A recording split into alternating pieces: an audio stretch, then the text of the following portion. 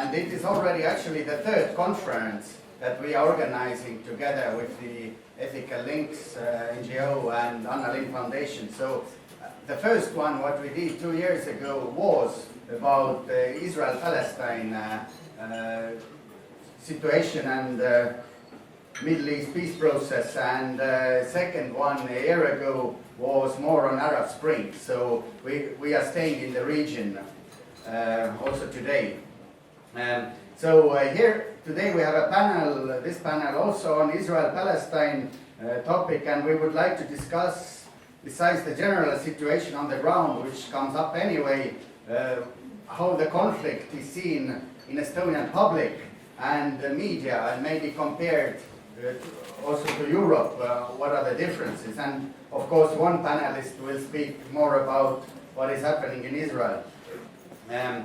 The topic this topic is always timely, but it's especially timely after the recent Gaza war, which saw 2,000 Palestinians and 70 Israelis killed. I'm very glad that this panel today is, I must say, very distinguished. In our previous Palestine-Israel seminar, we had a Palestinian diplomat and Israeli ambassador in Estonia speaking. Today we are more concentrating upon people from civil society or university or journalists. So it will be maybe on a different angle. So firstly, first speaker I would give the floor to is a well-known Israeli journalist, Gideon Levy, who has written a lot about the situation of Palestinians in Israeli media. And normally it's a bit exceptional because it's not very common that Israeli media writes about it. Because I might say they have a kind of a self-censorship, or I don't know if it's the right term. But, and he works with a very widely read newspaper, Haaretz, which is also read in Europe a lot. So, and I must say I also read it myself to get the information. So maybe we would start off with Gideon and with a question that how do you feel that Israeli public don't maybe like very much what you write? So how is your how does this influence what you are writing? Who said it's influencing? If it would have influenced, if it would have been influential, maybe I wouldn't have been here, and maybe I would have switched to another profession, or at least to another field, and become a restaurant critic. First of all, I would like really to thank the organizers for inviting us and for this really inspiring seminar. Until now, I really was fascinated by everything I heard. I guess I will talk more about the Israeli media in the second panel, because I have a lot to say about the Israeli media, and not very, very complimentary and positive things. I just say now that from my point of view, the Israeli media is the biggest collaborator in Israel with the occupation, and I'll get to it in the next panel. As for being influential or not, I would like to correct you. I don't think I'm writing about the Palestinians. That's for sure not my goal. What I try to do is to document the Israeli occupation, to document the Israeli crimes, to document the Israeli violations of the international law, and to try to tell the Israelis a story that most of them don't want to know, don't want to hear, and in many cases also have no idea about. In the same time, I'm trying to do one more thing with my modest capabilities, and this is to, if I may say so, rehumanize the Palestinians vis-à-vis an ongoing systematic campaign in Israeli media of dehumanizing the Palestinians. And when, for so many decades, the Palestinians are dehumanized in Israeli media, it's quite impossible to rehumanize them and to bring the human side of the story. And this I've been doing for the last 30 years. And speaking about influence, I can tell you that the more I was writing, the more Israel went to the opposite direction, which shows a hell of a success of mine. Israel is today by far more nationalistic, more militaristic, and in many ways more racist than ever before. Racism became almost not only legal but totally politically correct, while being a leftist became not politically correct. And all this came to its peak in the last war in Gaza, when Israeli society turned its back in a way that I don't remember ever before, without any kind of expressions of empathy with the Palestinian sacrifice, without any kind of attempt to describe the Palestinian sacrifice in human ways, without any kind of attempt to criticize this war. Things became so bad that even I had to, I mean not me, but my newspaper had to hire a bodyguard for me, because it became tough, became very tough in the streets of Tel Aviv and elsewhere in Israel. I don't remember such kind of nationalistic, militaristic atmosphere and anti-democratic atmosphere in the only democracy in the Middle East, which one can doubt if it is a democracy at all, when such a brutal tyranny in its backyard and the military occupation of the West Bank and Gaza is a brutal tyranny, maybe one of the most brutal totalitarian tyrannies today in the world, nothing less than this. How can a state claim that it is a democracy when in the backyard all this is happening? But that's another question. But even within Israel, in the last war, there were phenomena like people who were afraid, were scared to go to demonstrate against the war. Like a very prominent Israeli politician, the chairman of the coalition in the parliament, who called to bring me to court for treason because I dared to criticize the war. Like people who lost their jobs because they expressed any kind of empathy with the Palestinians. And this brought us to a new stage in which the Israeli society, which anyhow is living in total denial. Practically, I don't know one society in the world which lives in such a denial like the Israeli society. Thanks, in many aspects, to the Israeli media who enables this denial. But a society which lives in such a denial, which feels so good about itself, which is totally convinced that the Israeli army is the most moral army in the world. Many times I try to say maybe it's the second moral army in the world. Maybe the army of Luxembourg is more moral, that Israel's army is the second moral army in the world. Israelis get so offended. How can you dare to claim that the IDF is not the most moral army in the world? People really believe it seriously. An army who killed 2,200 Palestinians, most of them civilians, and there is even not one single moral doubt in Israel. Not only there is no moral doubt about it, the general atmosphere was, why only 2,200? This was the spirit. And the spirit is not only we are so moral, we are the victims. The only occupation I can recall in history in which the occupier feels that he's the victim, and not only he's the victim, he's the only victim. All these values in Israeli society, together with a deep-rooted belief that the Israelis are the chosen people, with the very deep-rooted belief that after the Holocaust, the Israelis and the Jews have the right to do whatever they want, with a very deep-rooted belief that the world is anti-Semitic no matter what Israel does, and any kind of criticism against Israel is anti-Semitism.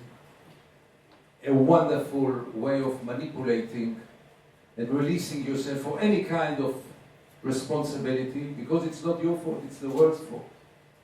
If the world is criticizing Israel for killing 700 women and children in Gaza, the world is anti-Semitic. It's the world's fault.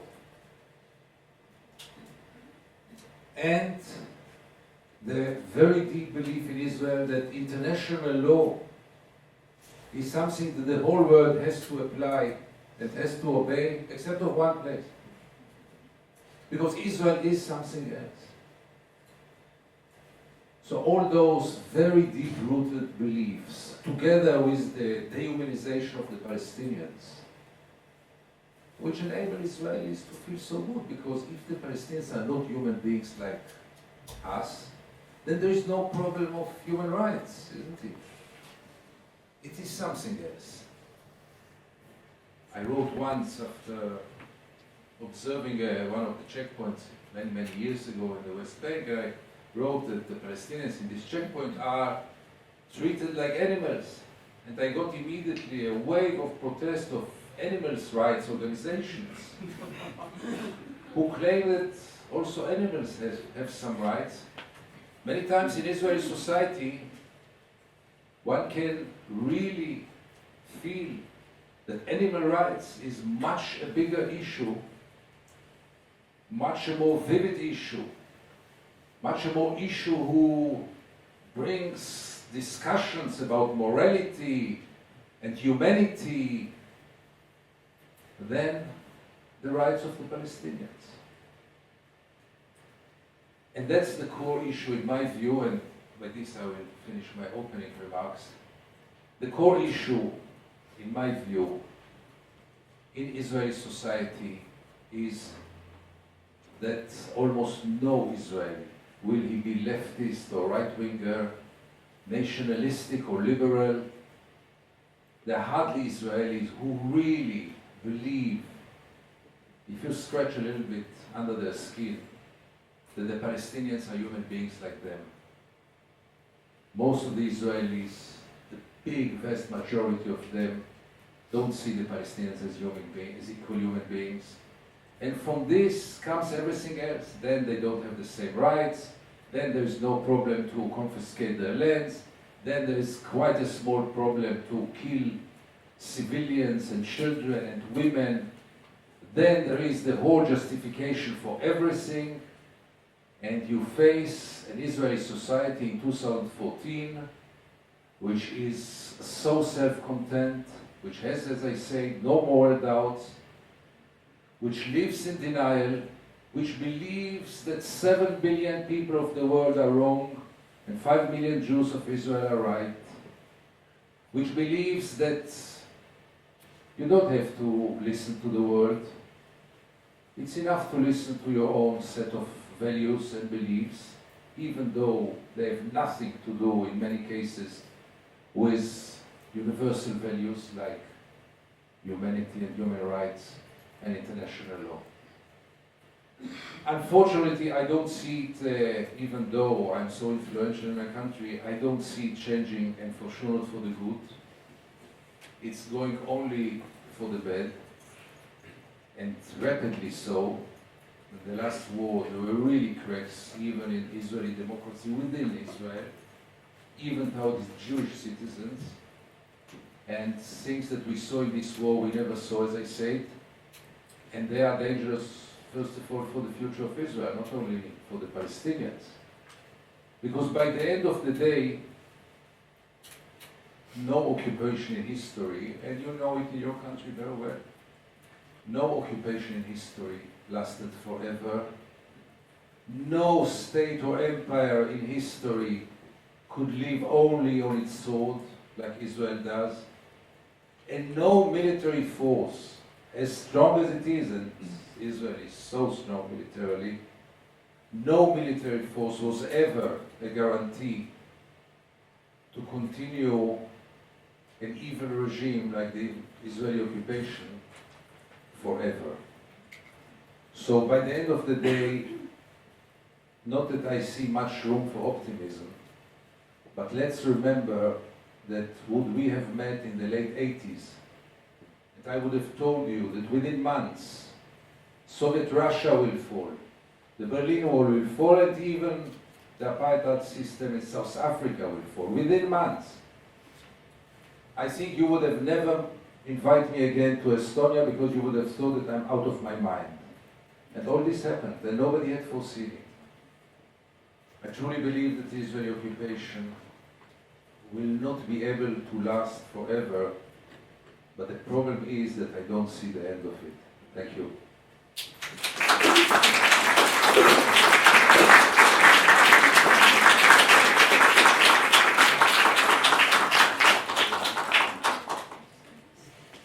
Yes, of course. Thank you very much. And it's always, having been to the region a lot and met both sides, I mean, in West Bank and Gaza, many Palestinians, and also met Israeli. It's always very refreshing to meet an Israeli like you with such a clear vision, because after meeting Israeli government officials with the European Parliament delegations, I always feel a bit the same, that it's quite hopeless. But we have also here a representative from Estonian Jewish community, Gennadi Gramberg, who has also been a journalist before. So, and I would ask Gennadi his opinion about what he thinks about Estonian media. How does Estonian media write about the conflict, in his opinion, and can you compare the situation in Israel with Estonia, also in media? Okay? Okay, thank you very much for asking me to come to this conference. And first of all, I would like to greet you with Jewish holiday Sukkot. Now we have one of the longest holidays Sukkot, it's 8 days in diaspora. So we commemorate these 40 years of travel in desert, from Egypt slavery to the freedom to the promised land. So that is why I wish you success in all this, including this conference. Maybe I will start from drawing some parallels between situation in our country and Israel. I cannot speak on behalf of Israel because I'm an Estonian citizen. I was born in Ukraine, but I live most of my life in Estonia. I consider this land as my homeland, and that is why I can speak only as a citizen of Estonia, but citizen who belong to one of the minorities. And thanks God, our minority is enjoying all freedom, all tolerancy, and very positive environment in this country. Our community is very small, but we feel ourselves very secure here, and we have very good relationship with other minorities, including Islamic Tatars, the biggest Islamic minority in this country. Many of them are our good friends, and that is why those problems about what we have heard before from Denmark or from Sweden, it's a little bit strange for our society, because we do not have such tension here. From my viewpoint. Of course, we have also tension with some big language groups. I mean, Russian-speaking and Estonian-speaking. By the way, I would correct some previous moderator who said that Estonian television will start broadcasting in Russian in future. One of the Farid Zarieh was very surprised with this, if I remember correctly. I can assure that we have for decades a news program in Russian language on national broadcasting, and I have honored to work for about 10 years in this editorial board. So in this regard, we also have very nice, let's say, picture. Now this program will be expanded, but I hope so, because ordinary after big crisis, it was from Bronx nights when was a riot of Russian, some part of Russian population. Now after Ukrainian crisis, politicians start to think that we have to expand broadcasting for minorities, especially for Russians, but this kind of promises remain promises. So I think maybe it will become true. By the way, we have on Estonian radio the Jewish program also, as well as Ukrainian, Belarusian, if I recall correctly, also Tatars program for many years. And it also shows that our society is quite tolerant, and especially on the government level. If I draw some parallels between our country and Israel, so I would like to, before Siil, if I remember if your name correctly, told at the beginning introduction that the similarity between our two societies only before elections, when in Israel tried to start war and in Estonia tried to start some campaign in order to encourage some different groups of population to become more engaged and to vote for different parties. But it is not only one similarity between our society. Since establishing of diplomatic relationship between Estonia and Israel, there was a lot of talks about those parallels. And let me draw your attention on some of them.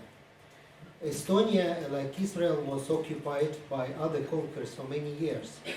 But two our nations remained their identity, regardless of these occupations, remained their culture, willing for independence, and live freely on their own land.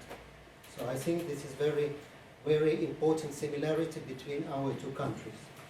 Land of Estonia, as well as land of Israel, were desirable piece of land for aggressive conquerors. Israel has hostile neighbors around. Estonia has one, I mean Russia, but very powerful. Very often other rulers decided the destiny of our nations without asking agreement from people. And like Estonia, Israel does not have such umbrella like we have, I speak about NATO, and has to defend by itself. Small nations like Estonia and Israel should be ready to defend themselves and their sovereignty, especially if somebody doubts of its legitimacy. Both Estonians and Jews have to deal with a large number of colonists settled on their native land and considers it their homeland. It's its reality, and it can be, we can be favor or unfavor of this, but it is reality, and both of our country can have to deal with this issue.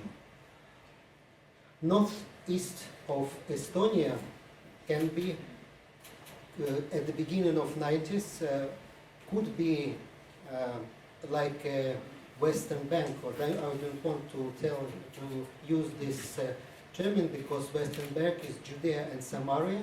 Now it's not politically correct to remind that Israel occupied Judea, there's the cradle of our nation, but now it is international terminology, let's use it.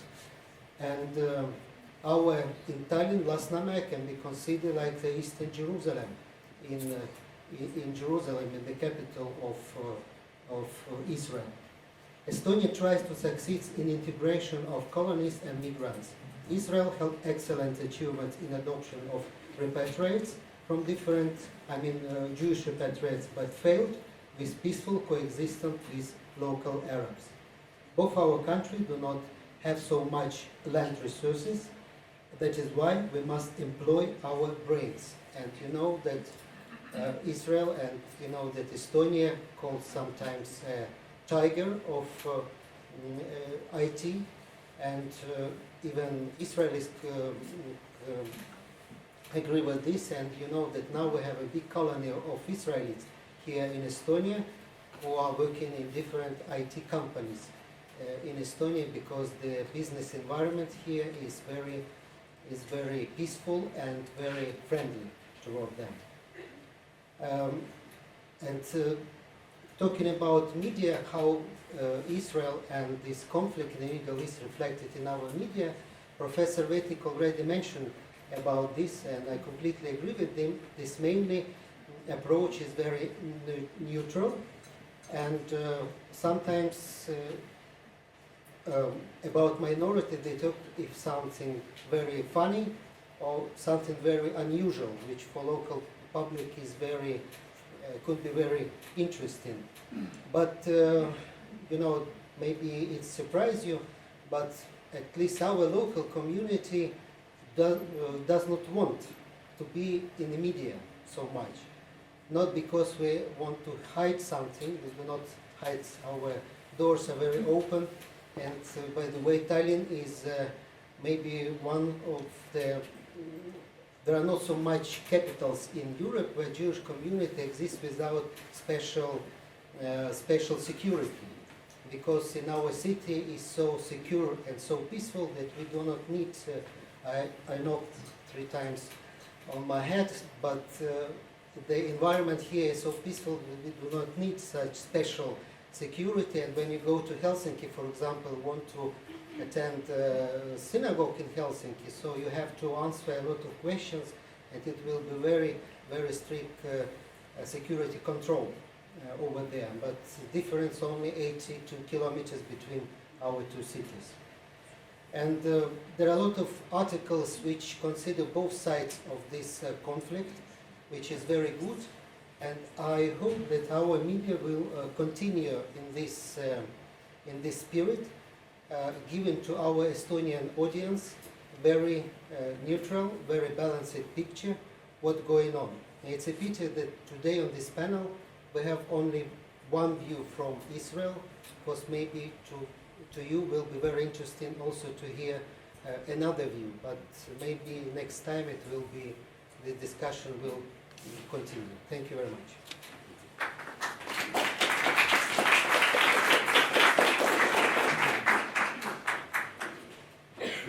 Yes, thank you, Gennadi. Last time, 2 years ago, we had a very heated debate in the seminar.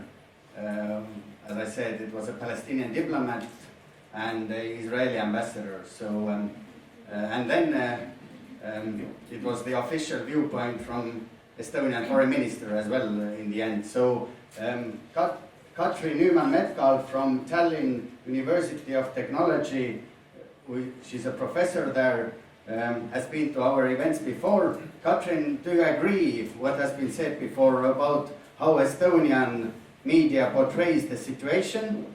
And maybe also, in addition, how do you see the official Estonian position of the Estonian government or foreign ministry in the conflict? That we are, I mean, we are very careful when it comes to the conflict. For example, when we had a vote there was a vote in the UN General Assembly on the observer status for Palestinian Authority, then Estonia abstained. But at the same time, Estonia is helping Palestinians a lot with different aid.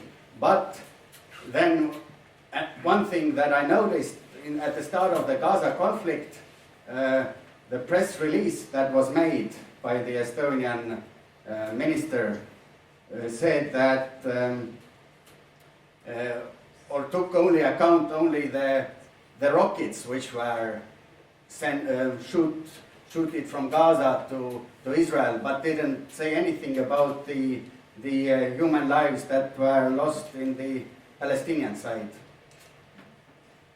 Thank you. I should maybe first say that I think one main reason I'm invited here, although one reason is probably that media is one of my academic specialities, but I have worked quite a lot in Palestine for the past 4 years or so in different capacities, both my university capacity, working for the Governors Academy, and as a consultant. But I will start with the media, and I'll mention something about the official view as well, if you like. And I'll start with comments made from yet another of my many roles, which is I'm a member of the Council of the Estonian Human Rights Center, and we publish every year a report on the status of human rights in Estonia, where I have written the section on the freedom of the media for the past few years. So I've also studied this from, say, a more analytical viewpoint than just as a very interested media consumer. And generally, which has already been reflected by other speakers, the situation for Estonian media from a human rights viewpoint is good.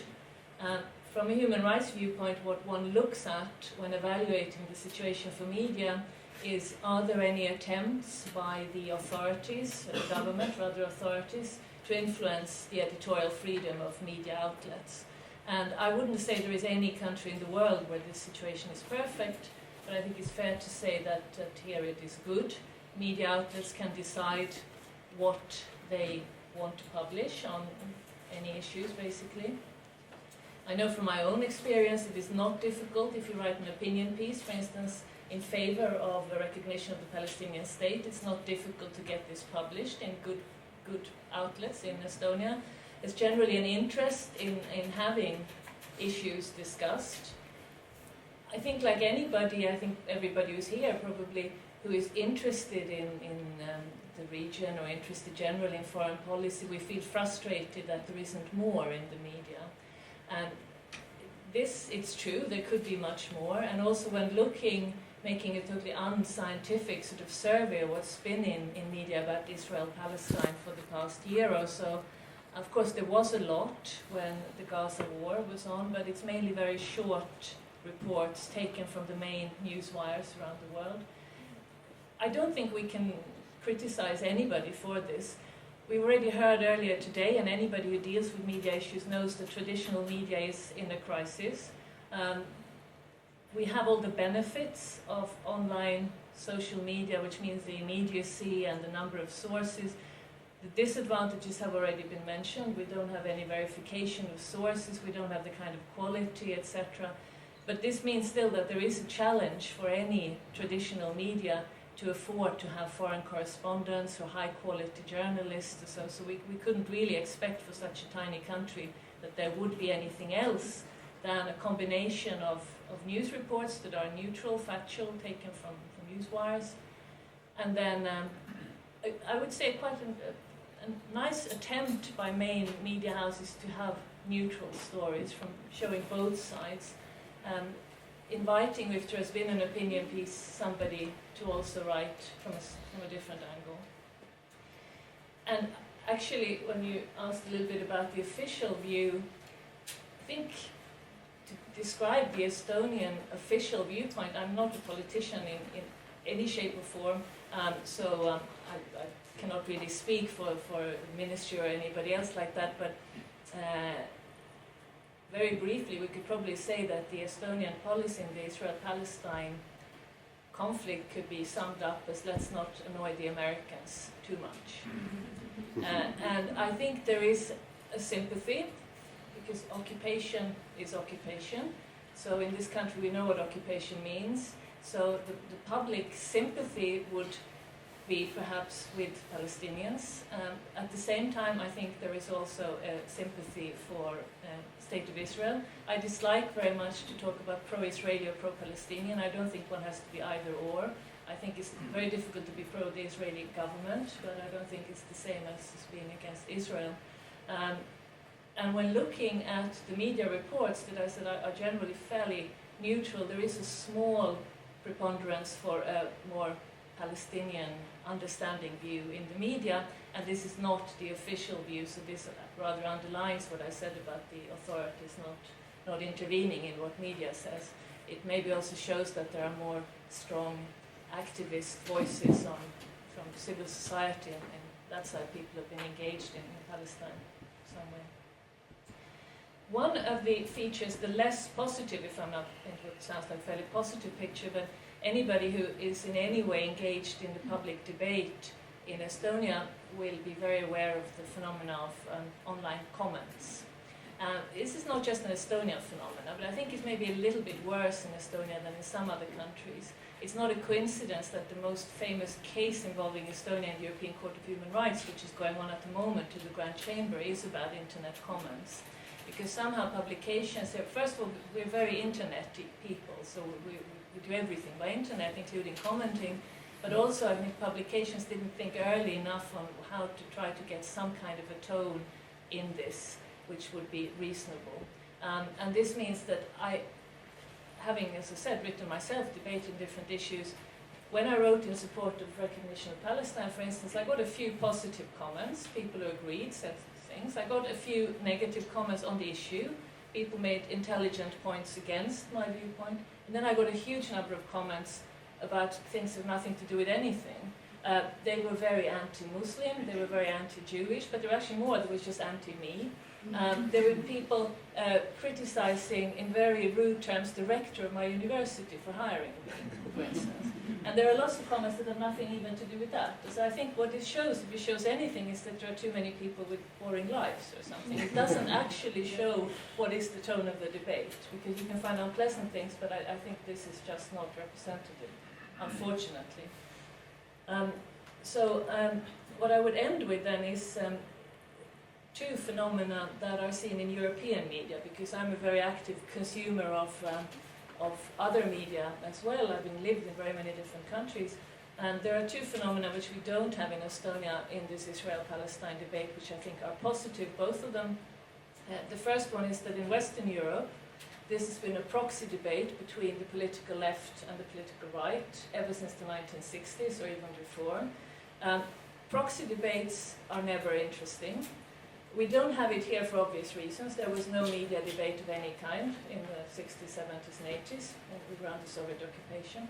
A proxy debate is not interesting because it doesn't deal with the issue, and everybody has their preset positions. And this we see, for instance, in Sweden, which is the country where I grew up as well, that it doesn't really matter what is the issue because you have your political color decides what you should think about it. This is good that we don't have it. It means that our debate can be more based on the issue. The other thing that we don't have, which is we're even much more happy and grateful not to have it, is that in many Western European countries, for some time, but especially lately, anti-Israeli government, anti-Israeli policy manifestations and also some articles and expressions have turned anti-Semitic. There is an element of radical Muslim groups behind this, in, for instance, Germany or again Sweden, but not only, it's also sometimes homegrown. And this plays exactly into the hands of what was already mentioned here. It makes it easier to say that any criticism of the policies of the government of Israel are anti-Semitic, because there have been such expressions. Also that we have been spared from in Estonia, which I think is very good. So I hope this will not happen.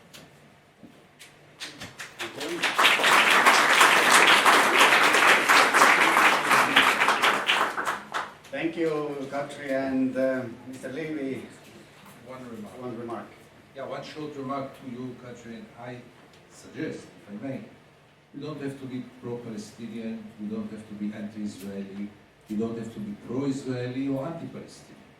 You have to be pro-international law, pro-moral values, pro-humanity, and then draw the conclusions. When France occupied Algeria, you didn't have to become pro-Algerian in order to be against the occupation.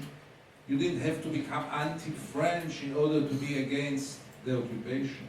Same in your country, you don't need to be pro-Estonian in order to believe in a free Estonia, and you don't have to be anti-Russian even in order to believe in a free Estonia. International law, morality, there are universal, very clear universal standards, very clear. It's only Israel who always tries to claim that not everything that can be implemented in other realities can be also implemented in this unique, unusual case of Israel. The fact is that those standards should stand for everyone. And they should stand for Israel. And if Israel does not stand in those standards, one should criticize Israel, as simple as this.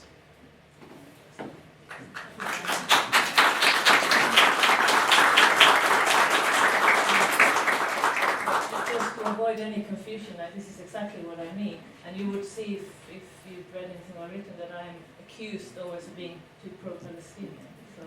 So it's more a question of really wanting to stress this, that I don't think we should take sides in this sense, exactly like you say, also not in the Estonian discussion about issues to do with the Russian minority, but to emphasize that anti-Israeli government policies is something different. So just to clarify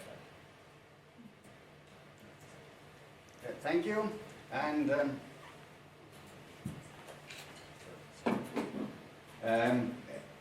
is there any quick questions? Yes. Okay. Now.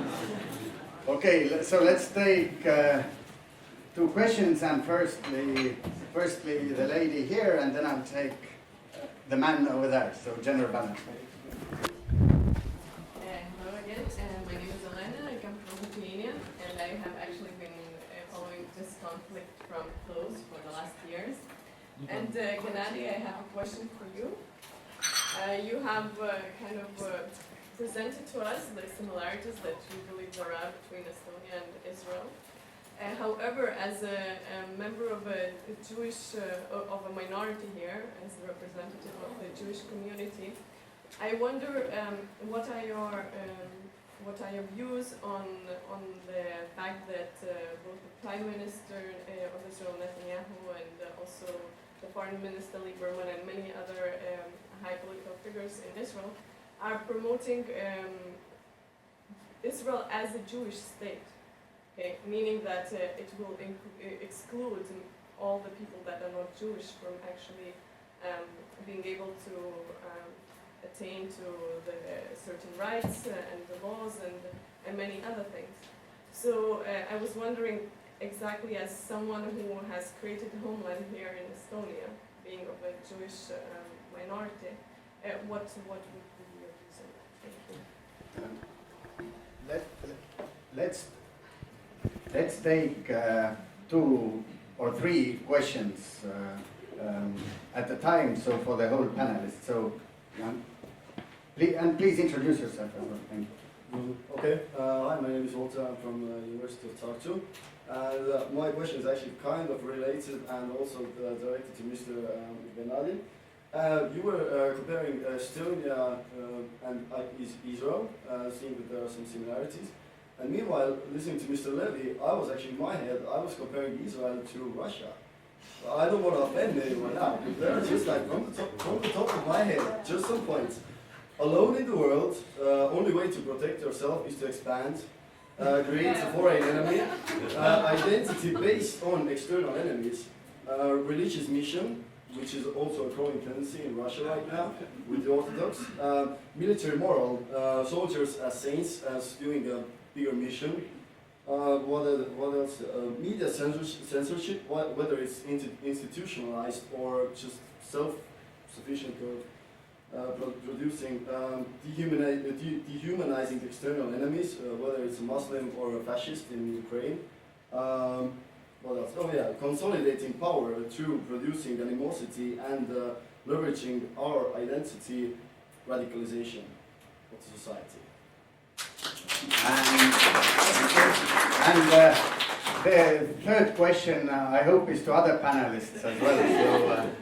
So, my question is more like for everyone who wants to answer to it, is why America still supports this Israeli? Because without American support, there probably wouldn't be so brave Israeli that doesn't even care about human rights or how Palestinians are suffering under their occupation. Thank you. okay, thank you. And so, 5 minutes. yes, let's. Okay, the last question, and then we answer all of them. It's 3 comments to Mr. Gramberg. As an Estonian citizen, I feel deeply insulted by your list of similarities between Estonia and Israel, especially the first one that both countries or states have been occupied. Well, let's keep the history straight here. Estonia has never occupied another people, whereas Israel has occupied another people since its inception.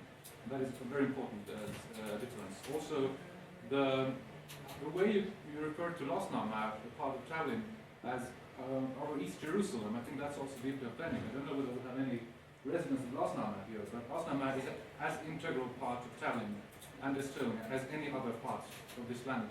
So I think that was a rude, intellectually and morally insulting comparison. But my question is to Mr. Gideon Levy. You have probably observed during your travels and your career also the solidarity movement for Palestine across the world. So I would like to hear your comment about how you see this has affected the overall discourse and perhaps policies as well, and whether you have any words of support, words of advice for Estonian civil society in that regard. Thank you. Okay, thank you, and let's start then. You have the hardest job, so let's start. Okay. First question was about Jewish state is only for Jews. I'm not citizen of Israel. I'm citizen of Estonia. You can agree with me or not agree. It's your right. Like I have a right to express my opinion. And we have a citizen of Israel here. Maybe he can answer your question. Unfortunately, we do not have another citizen of Israel with another viewpoint here to explain. As much as I know, Israel really is a Jewish state, but there are also a lot of minorities in this state. And for example, there are a lot of Israeli Arabs who have right to vote. There is the Arab members of Knesset here, etc. I'm not expert about Israel entire life, and I cannot answer you about what right they have. I can avoid that there are a lot of problems here in Israel. It's in every country. Also in our country we have problems, and we have a lot of people who criticize our country, and they, for example, with this Partnership Act, we have a lot of people who claimed that they are majority, but Parliament accepted this Partnership Act in other way. So as much as I know, and in my view, and in view of my fellows from our community, Israel is a democratic state, but it has a lot of problems, which also due to this situation which exists now, Israel surrounded by enemies, and if we speak about some organization which represent Arabs, for example Hamas, they claim that Israel does not have right to exist, and they bring their maps. On this map there are no Jewish state, only Palestinian land. So they have such rights, as well as Israel has right to defend itself. But I cannot defend or to tell something because I am not citizen of Israel. And only citizen of Israel has right to decide what kind of democracy they have, what kind of government they elect, and what kind of policy this government or parliament will proceed. They have this right. If part of them are not agree with them, they can protest. If they not agree, they go outside and speak aloud of this. They have such right. So the next one was comparing with Israel with Russia. Everybody has found parallels with any countries, and Mr. Levy, with all my respect, present his own view about country where he lives. So when I go abroad, I never speak about Estonia, something bad, even if I want to criticize something, but I think that outside my country, I have not right to damage the image of country, but it's my personal decision.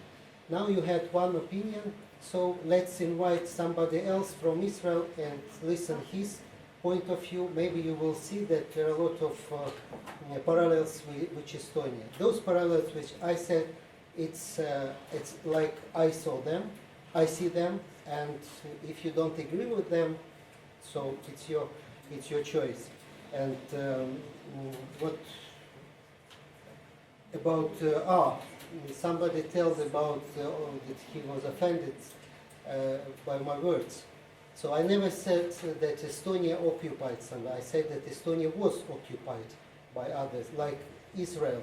Israel land was occupied first by Romans, then by Byzantine Empire, then Arabs, then Mamelukes, then Turkish, then British, etc. Now, when Israel became independent in 1948, Israel did not attack Arab countries, but 5 Arab countries attacked him, as you know from history. And Israel wanted to defend themselves. What's going on in Judea and Samaria now, it's a very complicated question. The main issue, as we see here from Estonia, from our viewpoint, I mean from Jewish community, we want peace for both parts, for Palestinians and for Jews. But both of them have to sit and to decide and to agree that both sides have right to exist in peace. So that means that Palestinian has to agree that Israel has right to exist also, not only to retreat from this territory and this will become only the one Arab state. So it should be bilateral agreement. And how to reach it, it's very complicated. Mr. Levy said that he is very pessimistic about this. So let's be more optimistic about this, and maybe sometimes. And when about comparing with East Jerusalem, you probably did not hear me, or you did not understand what I did say. With this comparing, I said also that Estonia succeeded in kuulame nüüd esinejat. Estonia succeeded with integration. So that is why Eastern, it can be, but it is not, because Estonia has succeeded in this policy of absorption. Unfortunately, in Israel, it's not. So it's very pity. Thank you. Thank you, Gennadi. And last words I would give to Gideon, please. Thank you. To the very brilliant comparison between Israel and Russia, I would like to add one more element, and those are the settlers. Both had set settlers all over, and the settlers became, as they were aimed to become, an obstacle for any kind of solution. I want to tell Mr. Gramberg only in one sentence. I have so many things to answer him, but I wouldn't get into it. About the image of Israel and the damage to the image of Israel. Anyone who cares about the image of Israel should tell Israel to stop with the brutality. Not with the articles or the speeches of Gideon Levy. 1 hour of Israel in Gaza created to Israel more damage all over the world than all my articles together and all my speeches together.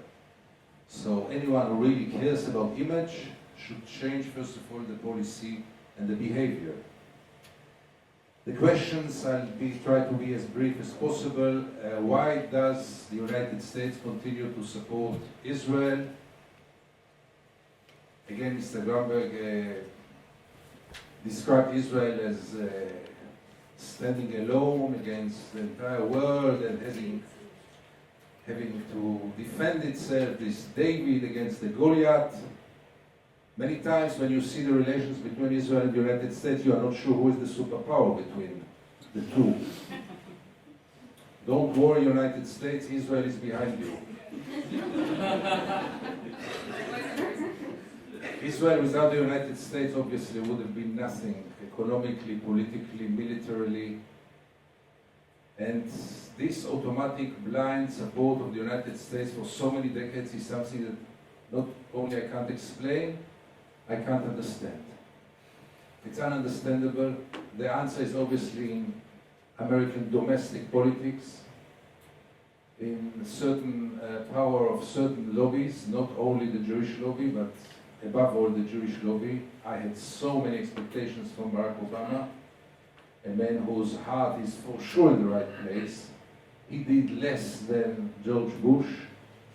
he did nothing, and if he did nothing to change the American policy, I don't see any other American president in the coming future changing the policy, which in many cases is also against American interests. I can only say one thing to see the way I see it.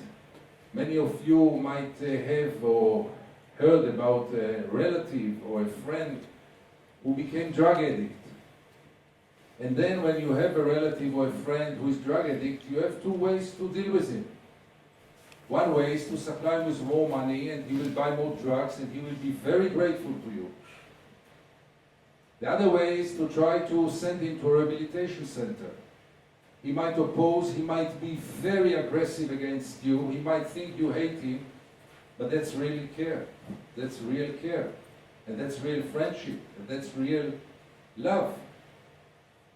No doubt that Israel is an occupation addict. Yes, after 47 years, it's very clear we're dealing with an addiction. And the United States is supplying the money to buy more and more drugs. And the EU, I must say, is following the United States automatically and blindly. And you can ask the same question about the EU policy. And in the EU, there's another question. Why is this growing gap between the public opinions in Europe and the governments in Europe, in most of the countries, not in all of them, not affecting the governments in Europe? Why do the governments of Europe continue to support the occupation actively and passively, directly and indirectly, in this way when public opinions stand in a very different place? And the question about ISM, it can apply also about certain Israeli organizations, very devoted and very courageous, of anarchists against the fans of B'Tselem, human rights organization, Ta'ayush, you know, part of you know the names, the Anti-Demolition League and Breaking the Silence, and same about ISM. On a personal level, I admire those people, their sacrifice, their sense of justice, their readiness, young people who are ready not to deal only with their private lives, with their private career, but really to sacrifice something for a general cause, for a very just cause. The only problem is that it's very hard for me to show really achievements, both for ISM people and both for the Israeli adorable, courageous groups. Unfortunately, the system is much stronger than them, and the influence in the ground is very, very limited. One should acknowledge it. By this, I don't say to stop the activities, by all means, yes, and I was asked about what can civil society do. It's really not for me to say what can civil society do in your country, but in the end of the day, the only way to make a change in the Middle East is through international pressure. And international pressure is in your hands, your government's hands, and I just hope that Europe will wake up, because until now I didn't see any of those signs really becoming as a meaningful pressure. There is, as you know, the embargo, the BDS movement and others, but unfortunately until now it didn't bring any change in Israeli policy. And last word, the best proof is that after Operation Cast Lead back in 2008, which was a very brutal operation, I was sure that because of the reaction of the world, because of the criticism, because of the Goldstone report, Israel will never dare to go for another brutal, aggressive war like this one. And here we are, 6 years later, and the recent war was 10 times more brutal, 10 times more aggressive, with many, many more casualties, with many, many more civilians killed, with much more destruction, which shows me that Israel can really do whatever it wants, and the world is far too